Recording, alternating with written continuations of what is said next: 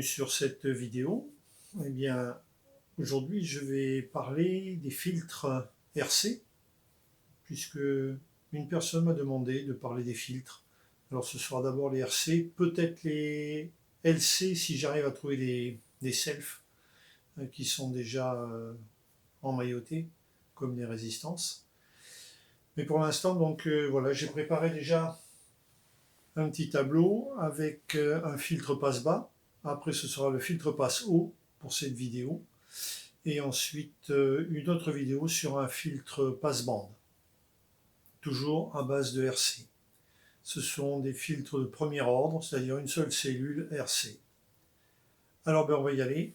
On commence déjà par l'explication du petit tableau derrière et ensuite par une simple composition d'une résistance et d'un condensateur.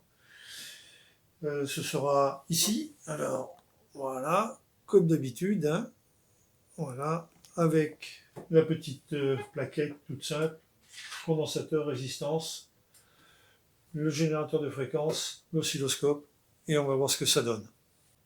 Alors, au boulot. Alors, voyons comment fonctionne ce tableau. En premier lieu, déjà, nous avons la formule ici qui nous permet de calculer la fréquence de coupure. J'ai choisi une fréquence de coupure de 150 Hz et j'ai choisi également un condensateur arbitraire de 100 nano. Et avec ça, on va pouvoir calculer la résistance. La résistance qui sera calculée à partir de cette formule, bien sûr. Il suffit de remplacer le F par le R et le R par le F, tout simplement. Et ça nous donne, pour une fréquence de coupure de 150 Hz et un condensateur de 100 nano, une résistance de 10,6 kΩ. Alors, je n'ai pas les moyens de m'acheter des résistances de cette précision, donc ce seront des résistances classiques, et là, en l'occurrence, une 10 kg qui est très proche de 10,6 kg. Les mesures sont faites par rapport à une échelle logarithmique, donc ici nous avons de 10 à 100 Hz, et bien sûr la suite c'est de 100 à 1000 Hz. Ensuite, j'ai fait en sorte de calculer la tension de sortie en fonction de l'impédance du condensateur. Elle-même, cette impédance sera fonction de la fréquence. Alors ici, on a la formule de calcul de cette impédance. Donc elle est calculée ici tout le long, hein, pas de problème. Et ensuite, la valeur de calcul est donnée ici, c'est simplement un pont, comme un pont de résistance en fait. Hein. Donc en fonction de l'impédance du condensateur, voici ce que ça nous donne au niveau du calcul. À présent, on va aller mesurer cette valeur et en fonction de ça, on verra la petite différence qu'il y a par rapport à la courbe théorique qui a été calculée. Le condensateur de 100 nano et la résistance de 10 kg. Ici, nous avons 10 volts. On va se mettre à 10 Hz. Voilà.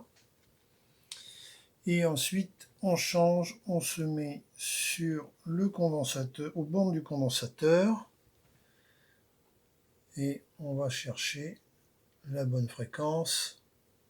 Voilà. La bonne fréquence, la bonne base de temps, pardon. Alors ici, on a dit qu'on avait en tension, pardon, une tension d'entrée de 8 volts 64. Donc ici, on va reporter cette mesure dans le tableau, 8 volts 64. Et ensuite, on va venir faire les premières mesures. Alors à 10 Hz, nous revenons aux bornes du condensateur. On a 8 volts 64. Ensuite 20,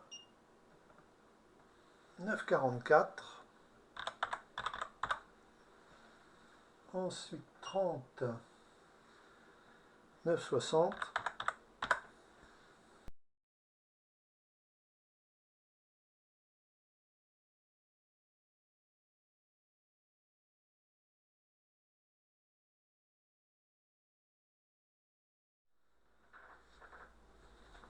Nous voilà à la fin des mesures.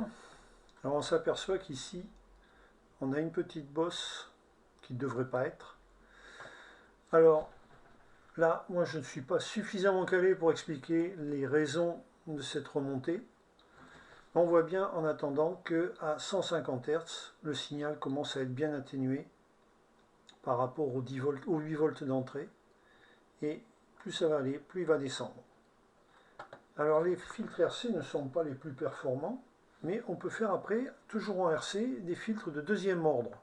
Alors je ne sais pas si je montrerai, mais bon, il y a pas mal de vidéos là-dessus, il y a pas mal de, comment s'appelle, de sites web qui expliquent beaucoup mieux que moi les principes théoriques et ainsi de suite. Donc voilà, moi c'était juste pour la démo. Et maintenant on va passer au filtre passe haut. Alors ce tableau c'est comme celui du passe bas. J'ai prévu un calcul de façon à tracer la courbe théorique.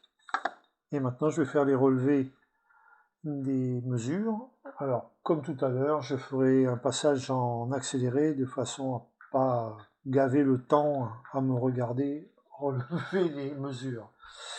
Alors je vous dis à tout de suite.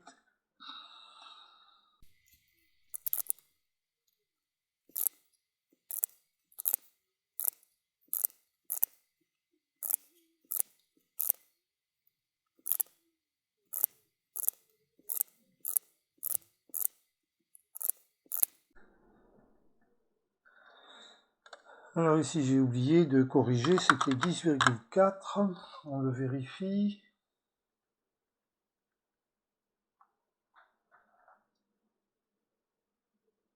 Bah ici, ici ça baisse un petit peu, et si on se remet...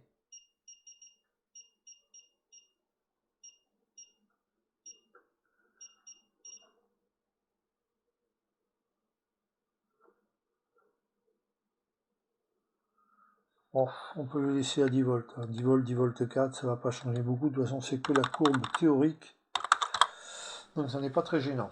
Bon, on s'aperçoit qu'ici, à part peut-être un problème de lecture de la valeur, ici 9,52 deux fois, on s'aperçoit que la courbe théorique est proche de la courbe réelle, ou l'inverse. Voilà donc pour le filtre passe haut. Et dans une prochaine vidéo, on regardera le filtre passe-bande, et qui lui va demander quand même un petit peu plus de recherche de façon à bien croiser les deux courbes. Il suffira de mettre un filtre passe haut et un filtre passe bas en cascade, de façon à obtenir ce fameux filtre coupe-bande. On en reparlera dans cette prochaine vidéo. Voilà, je vous remercie d'avoir suivi celle-ci et je vous dis à bientôt pour le passe-bande.